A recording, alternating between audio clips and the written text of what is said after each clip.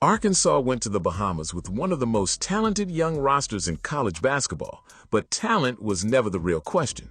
The question was whether all these new players could already begin looking like a team.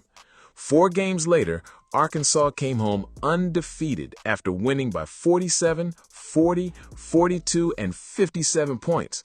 The Razorbacks scored exactly 400 points and allowed only 214. They averaged 100 points per game, led for more than 153 of the 160 minutes they played, and trailed for only 2 minutes and 9 seconds during the entire trip. We have to be honest about the competition. These were summer exhibition games, not SEC games. Arkansas was not facing Florida, Kentucky, Alabama, or any of the experienced teams it will see once the season begins. But the point of a trip like this is not to prove that you are ready to win a national championship. It is to see what your team might become, which players look ready, which lineups make sense, and where the problems could be. Based on that, Arkansas learned a lot. The clearest takeaway was that Jordan Smith Jr. has a chance to be far more than a good freshman. If his outside shot continues to improve, he could eventually work his way into the National Player of the Year discussion.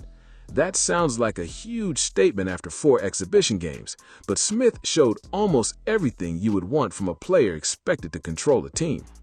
He averaged 17 points, 4.5 rebounds, 5.8 assists, and 3 steals over the 4 games.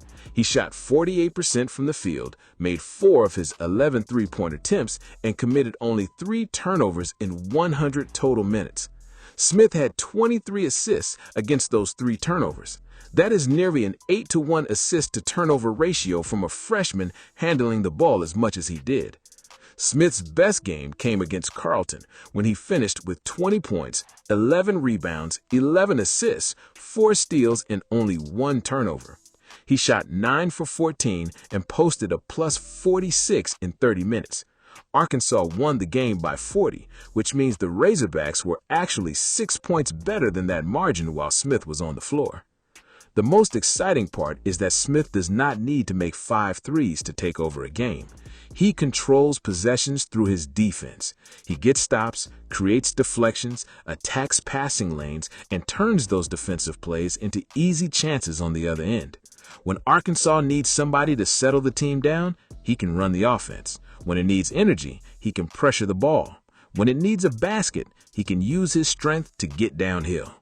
Smith scored 22 points in the opening win over the Bahamas, even though he shot 7 for 22 and made only 1 of his 5 threes. That was not an efficient scoring night, but he still added 6 assists and 3 steals. He found ways to affect the game when the jumper was not falling. That is usually what separates a star from a player who is only dangerous when he's making shots. The second major takeaway is that the Arkansas wings may be even better than advertised. J.J. Andrews, Abdou Toure, and Billy Richmond give Calipari size, strength, speed, and defensive flexibility. Davion Thompson gives the group another shooter and ball handler. Jeremiah Wilkinson can score or create. There are so many capable perimeter players that Arkansas may have to play smaller more often than expected just to keep its best players on the court. That does not necessarily mean playing with 5 guards. It could mean using Toure or another long forward at the 5 for stretches while surrounding Smith with 4 players who can run, switch, and attack. Against teams without a dominant center, those lineups could become extremely hard to handle. Arkansas would be able to pressure nearly every pass, switch more actions, and turn defensive possessions into track meets. Andrews may have improved his position more than anybody during the trip. He led Arkansas in scoring at exactly 18 points per game and also averaged 7.5 rebounds. He shot 27 for 43 from the field, which is nearly 63%, and made 5 of his 10 three-point attempts. He was not just surviving, he was one of Arkansas's most productive and efficient players. He scored 16 against the Bahamas, 17 against Carleton, 15 against Columbia, and 24 against Calgary. His final performance was the most impressive. Andrews shot 10 for 13, made 3 of 4 threes, grabbed 6 rebounds, recorded 4 steals, blocked 2 shots, and finished with a plus 48. Andrews is going to be extremely difficult to keep off the floor. His body is ready. He can absorb contact, rebound in traffic, and guard multiple types of players. Against Colombia, he had 15 points and 13 rebounds, including 6 offensive boards. He did not need a hot shooting night to control the game. He earned 12 free throw attempts, created extra possessions, and kept attacking. Calipari will have too many wings deserving major minutes and only so many spots available. Toure may be the player who makes small lineups possible. He averaged 14.8 points and 5 rebounds while shooting 26 for 39 from the field. That is 66.7%. He also made 4 of 7 threes, blocked 7 shots, and collected 6 steals. Toure does not have to stop the offense to be effective. He can score from offensive rebounds, cuts, transition chances, and open shots created by Smith or Wilkinson. He's the type of player who can make a lineup better without needing the entire game built around him. Thompson was another major surprise. Everyone knew he could score and shoot. The unexpected part was how willing he was to compete physically. He was scrappy, aggressive, and much more prepared for this level than many people expected. Thompson averaged 11 points, 2.8 assists, and 1.5 steals. He made 7 threes and attempted 21, giving Arkansas a player defenses have to respect away from the ball. He scored 17 points in the opener, added 12 against Colombia in only 15 minutes, and then finished the trip with 9 points, 5 rebounds, and 6 assists against Calgary. He is still young, and there will be difficult nights, but he looks far more ready to help immediately than many expected. His shooting alone gives him a role, and the toughness he showed could keep him on the floor. Wilkinson also answered important questions about his place on the team. He averaged 10.5 points and 3.3 assists, but his overall average does not show how different his role was from game to game. Against Carleton, Arkansas needed scoring, so he poured in 26 points, hit 5 threes, and made 7 free throws. Against Calgary, he scored only 4 points but handed out 9 assists and collected 3 steals. That flexibility matters. Wilkinson can operate as the second ball handler next to Smith, space the floor, or take over more of the offense when Smith rests.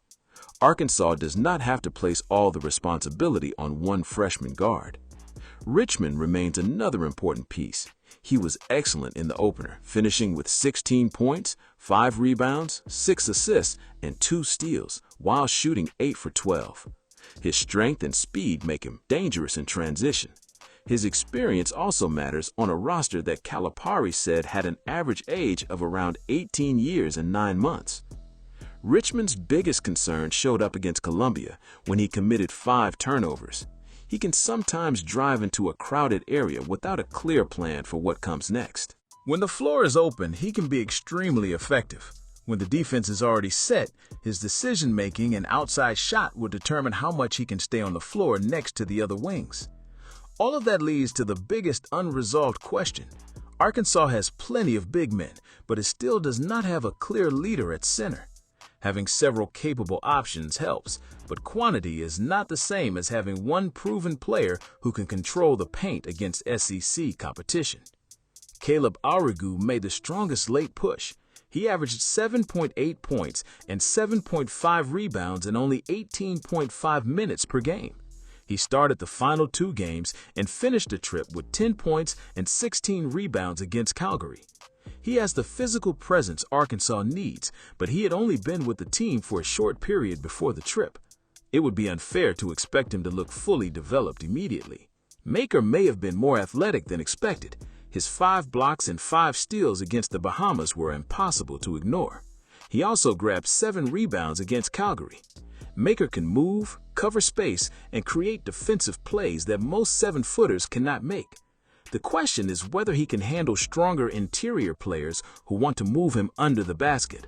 Blocking shots against summer competition is encouraging, but Arkansas will eventually face older centers who are skilled at creating deep position and drawing fouls. Maker has the tools, but he still has to prove he can hold up physically. Bowser averaged 5 rebounds and finished with 7 blocks across the 4 games. He had 3 blocks against Carleton and made all 6 of his free throws against Calgary. He gave Arkansas useful energy, but he also needs to become more consistent. Frolov flashed some scoring in the final game, and the remaining bigs give Calipari more options, but nobody completely separated himself as the answer.